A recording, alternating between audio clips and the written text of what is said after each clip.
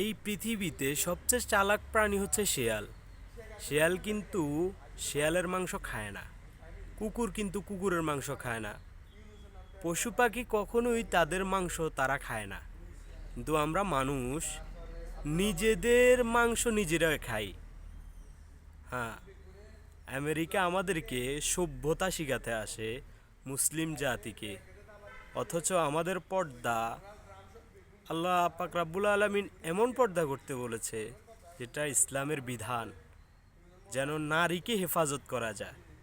আর এই অসভ্য জাতি আমাদেরকে সভ্যতা শিখাতে এসে তারা ছোট ছোট বাচ্চাদেরকে ধর্ষণ করে।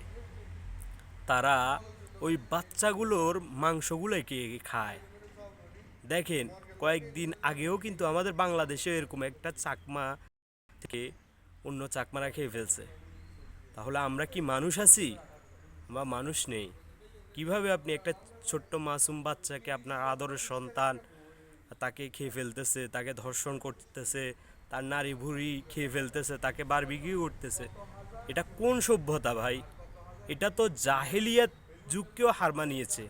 আল্লাহ রসুলের সময় জাওয়ানায় তখন জাহেলিয়াত ছিল, মেয়েদেরকে হত্যা করা হতো, কিন্তু কখনোই মেয়েদের মাংস খায়নি, মেয়েদেরকে কাবাব বানানো হয়নি। কিন্তু এই সমাজে এখন এসেই এগুলা চলতেছে। এটাই জাহেলিয়াতের চাইতে নিকৃষ্ট সময় চলতেছে।